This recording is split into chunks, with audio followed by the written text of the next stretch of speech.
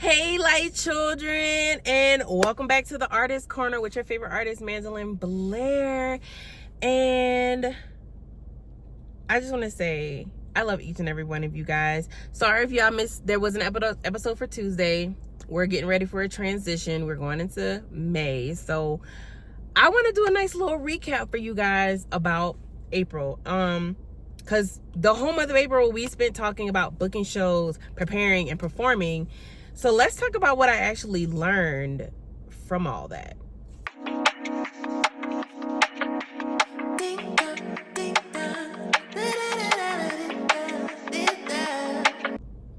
And welcome back. So today what we're going to reflect on is the month of April, the shows that were done in April, the show that was done in April, the reflection on that show, booking the show, preparing for the show, the actual performing of the show. And I'm gonna talk about some stuff that surprised me, and some stuff that I would do differently. And I'm also gonna talk about the first time I did the showcase in comparison to now when I've done the showcase. Okay, so okay. Booking the show wasn't even me this time. The third time I got the show, I didn't book myself for the show. I got an email from Merch, my executive producer friend, kind of like, he's not, I wouldn't say he's my booking manager, but he is somebody who has consistently gotten me booked for certain shows. So it's been actually a really good partnership between, is no longer Anthem, is now Dream Space. Here's a new logo. And it's called AIM. So AIM and Dream Space, you'll see those things here. And he got me this show this third time. Now, I'm sure it wasn't hard for him to get me the show the third time because they probably already saw that I had already been on the docket 2 other times. Once with him and once by myself. So the booking of the show was actually very awesome how that came about. Now, reflection for this month, the other 2 shows that I got, I registered for them.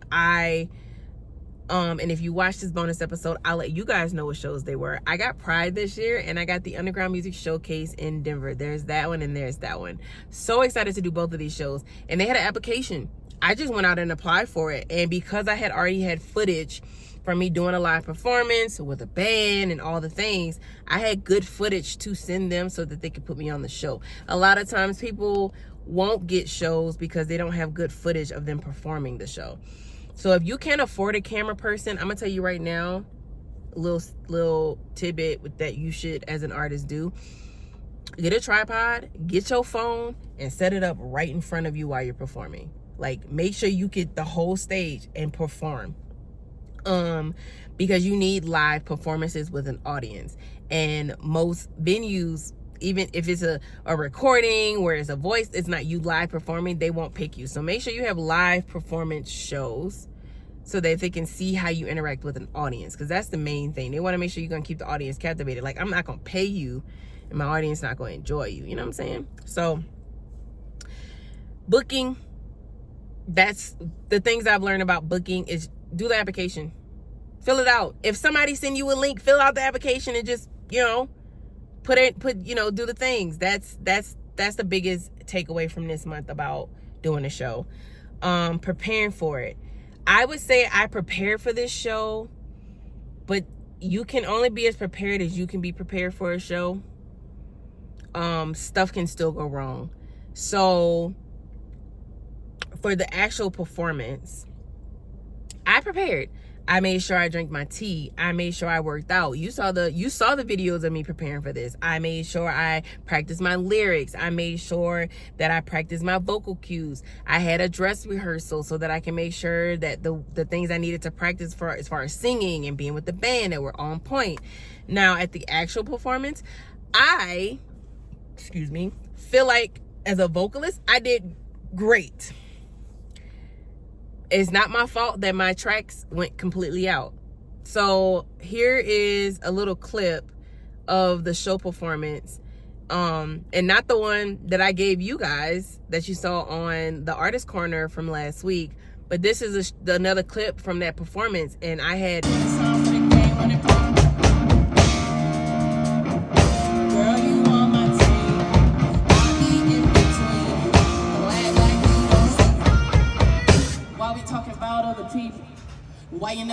from your mind. I think you see it. Even then you can we get there? Can you? I'm trying not to hide from the past. Do you want me? No tracks. Like, my producer didn't tell me that the track, or Merch didn't tell me that the tracks were out. The band didn't cue that the tracks were out. And I had both of my in-ears in, which is something that I usually don't do. I usually pull one out because I like to have the crowd engagement. But I didn't pull it out. For whatever reason, God didn't want me to know that them tracks was gone, and my team didn't want me to know my tracks were gone. I mean, good on them, because when the performance was over with, they were like, no, you sounded amazing. You sounded really good. It just sounded like something was missing because you didn't have your background vocals. You didn't have any background tracks. So I'm telling the crowd, sing the chorus, and they're like, I don't know what you're talking about. So I'm trying to teach them the words, and I'm thinking I have tracks teaching them the words, and they don't. So there's parts where I wish I had background singers. So what surprised me is that they actually it was a good response. Because I had people walk up to me and was like, nah, you a star. You fire. You got it. You damn. Okay, I see you. You a vibe. You on it. Like, people shaking my hands was like, oh, that was an amazing show. You did such a good job. Your energy is so hype. Like, I love your energy. I had the tracks in my ears. So I'm over here feeling it, in it.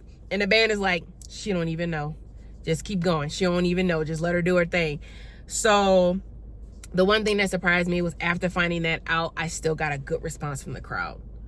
And the crowd was still moving with me and vibing with me and singing with me. So that made me feel like, okay, no, I can do this, you know?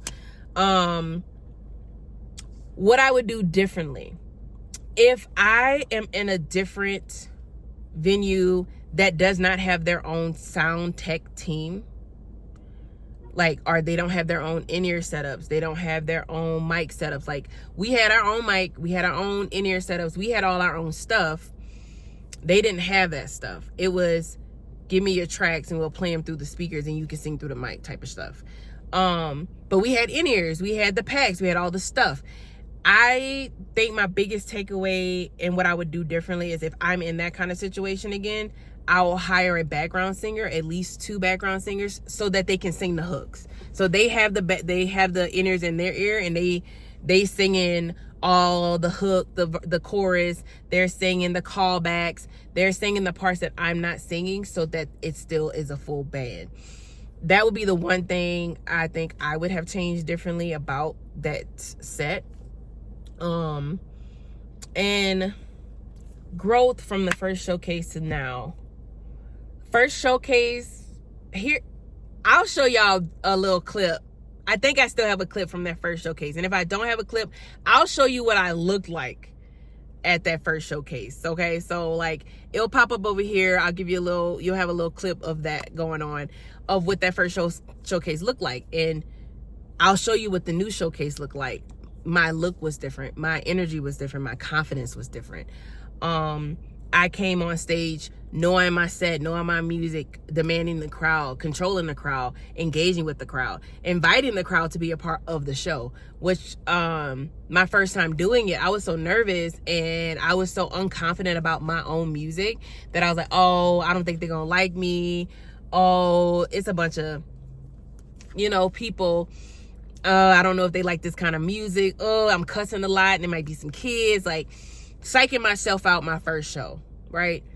I almost psyched myself out at this show because I saw kids. I have this thing about kids and cussing, and I don't like doing that in front of kids. I don't like cussing in front of children. I just think that's just weird. You know what I'm saying? Just like, I don't really like cussing in front of older folk either. Like, I feel like there's like a level of disrespect in that. And I don't know if that's just my Southern thing or just how I was brought up, but I just do not like it. And I'll psych myself out at a show. And I'd be like, oh, my tracks got cussing in it. And there's literally only one song that has like the F-bomb in it, like super hard. And like Drinking and Driving that has like profanity in it because it's very sexual. So I was like, ooh, I don't know, y'all. I don't know if I could do that. But then my wifey came up to me. She was like, don't psych yourself out. It's a baby. They have head muffs on. You're going to be fine. And I was like, okay, no, I got this. Don't psych myself out. You know what? They came here for a show. This is a public event. There is no age limits on this. There is nothing that said in my contract that I can't perform my music the way I'm going to perform my music. So I'm going to just perform my music. And if they don't like it, they can go find somewhere else to go listen to some music. That's okay. But I'm going to make sure the people that do stay have a good ass time.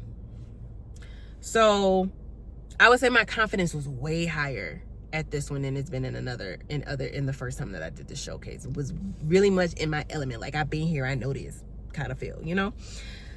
So this would be some things to say. Every show teaches you something different. Every single show, whether that's a good, a bad, a ugly, every show is going to teach you something different. So write those things down for you as an artist. Like, get you a checklist like this one and write those things down. Be like, you know what, next time I'm gonna wear these shoes because those shoes are kind of uncomfortable. You know what, next time I'm gonna engage with my drummer more because me and him, we vibe and I like him. I'm gonna engage with him more. You know what, next time I'm gonna let my keys player have a little bit more of a solo than I did because I felt like I cut him off and he didn't really get a chance to shine like I wanted him to. So like, there's things that you notice as an artist that you can do differently. The crowd, I'm gonna tell you, especially with certain shows, especially if there's drinks, most times they just there to have a good time. So you need to just get out of here and just have a good time with the people that's there. You know what I'm saying? Have a good time. I know that I am not the same artist that I was when I first hit that stage. I know that. I know my look is different. I know my energy is different. I know like I said, my confidence is higher. Like, I know I am not the same artist that I was when I first hit that stage. And that feels good. That feels like evolution. Like, for instance, the R&B Jam Fest show that's getting ready to come up May 30th. If you follow the Artist Corner channel and y'all live in Colorado Springs, please try to show up. Please come out. Even if you don't buy tickets from me, just come and support the ladies. It's a whole lady lineup and it's all Colorado Springs artists. And we're really trying to boost it so that we can get more this R&B Jam Fest Colorado Springs location to actually be something here. So it's really important. It's really important for all of us who are trying to make this happen. So please come out.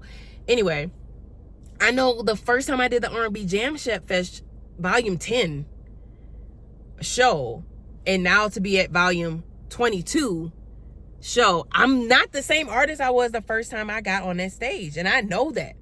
I know my outfits aren't the same. I know my energy isn't the same. My music, whether it's the same set list that y'all heard the first time you heard me perform, the way I'm gonna perform it won't be the same. The way I'm gonna perform it is gonna be way more confident because I've been doing it so much. It's gonna be way more inviting, way more fun. So like, I can say the first time I was on a stage, especially when they asked me to come back for a second time, it's always bigger, better, and I feel more confident about it. And the last takeaway from this is like, growth's gonna happen when you do the actual work, okay? When you actually do the work, growth will happen. That's sorry, my glasses be slipping, girl. I gotta get them shaped, like fit, because they look like they real big because of this screen, but if you actually saw me in person, they actually are not that big. They just look it because of where it's at, but they sit like this on my nose and I'm like, we not that girl. We're not that girl. Anyway, so I know that when you actually put in the work, growth actually happens. And I put in the work for this show, for the 11. I was so happy to finally have a full band, and it felt so good to have that, to the point where I'm like, no, I need y'all to come play with me at the Pride performance. I need y'all at and at because I don't know if they have a sound team at which I feel like they should, because it's and it's one of the biggest festivals in Denver for music. That they definitely do have a sound team there, but I'm not sure because Merch said he's going to be working with some other artists that's going to be there that day. So if I have a sound person and Merch has ended up being my sound person and something goes wrong with my tracks again, I want to have a background singer just to save my own booty cheeks. Like, ain't got nothing against, because it wasn't even his fault that shit happened. Like, it just was a connection issue. They cut out and it kept popping. So it really will be on some like, I'm gonna just have a background singer just in case. You know what I'm saying? So growth is a real thing. So now going into May, we're shifting from just performing to really building an artist. Okay, we're shifting. We're moving from the performing part about it. You got to see a performance, you got to see it live in action, what that looks like, what it takes to do that, how to build into that. You got to see all those things. Now we're gonna move, like, not out of performing, we're gonna shift a little bit when it comes to performing and talk about what it really takes to building an artist. Your foundation, your strategy, your mindset. And because performing is one part, building a career is a whole different level. Okay? Because like I said, you can be an artist who performs, right? I knew a girl, she was super cool. I don't even know if she's still doing stuff. If somebody knows her, she's a violinist, super dope violinist, who she had a stable job, a stable show every week. She was playing down at Barcade. I don't even know if I think Barcade's still open. Girl, downtown looking scary here in Colorado Springs, okay? But she was performing at Barcade every week. She was there. That was her day. She was performing there. Nothing's wrong with that. That's performing. Performing is one thing. But when it comes to wanting to be a famous mainstream artist that's not just locally famous, there's a lot of stuff you got to learn about building a career out of this. The foundation, the strategy, your mindset. Getting out of hustle culture and getting into strategy culture. Getting out of the quick gig and getting into the longevity gigs, like Pride, Underground Music Showcase, Steel City Showcase. These are considered festivals, and festivals are things that people try to make happen year round, that just get bigger and bigger and bigger. And you, as an artist, want to be so strategic in that they ask you to come back every year. That you are now a person that's like one of their headliners. They make sure you got the best day, that either you start the week off or you're in the middle of the week where everybody's off from work and you know everybody's gonna show up to the festival, and you got the best performance times, right? Me and Raya, she's another dope artist, check her out, she's really dope. She and I were both on a Saturday performing, which Saturday is like, for a festival, that's the meat potatoes of the festival, because everybody's off from work. You're more than likely going to show up on that Saturday. It started raining. So, you know, you're going to have people like, oh, girl, I want to go, but it's raining and it's an outside festival. So you also got to think about weather and shit like that. But it didn't deter nobody from being there. So we still turned that bitch up. You know, I'm going to turn up for one person in the room. Sometimes I turn up for just me, just so I can get the footage. Anyway, but this next level we're going to go into for May is really important, guys. So make sure you have your notebooks, your pen and papers, and that you are serious about being an artist. Not just a performer, not just an Instagram, TikTok, advertisement, you know what I'm saying? No, but an actual artist. I'm going to leave you with this before I go. I was really having a hard time seeing people around me on Instagram. And it's just because Instagram is just, you know, you building your circle, you building your pool. I'm seeing people with 153 likes, and I'm seeing people with 100 and likes, and people coming through like this. But then when they come to the show, and this is no shade to nobody, but then when they get a show or a performance and they doing their thing, 150 people didn't show up to the show. And that's something to think, that's something to clock. You got 2,000 likes, you got 5,000 likes, and 5,000 people didn't show up to the show. And I had to realize that. I might get 43 likes, but at least them 43 people, they probably gonna show up to the show. Because I know 43 people. The 43 people that like the post are 43 people that I literally in real time be talking to, be chatting with. You know what I'm saying? So, like, keep that in mind when you're looking at the numbers. And we're going to talk more about this later on. So, I'll see y'all next episode as we step into the next phase of the Artist Corner. Love you like children. May the rest of your weekend be blessed. No stress. And please get some rest.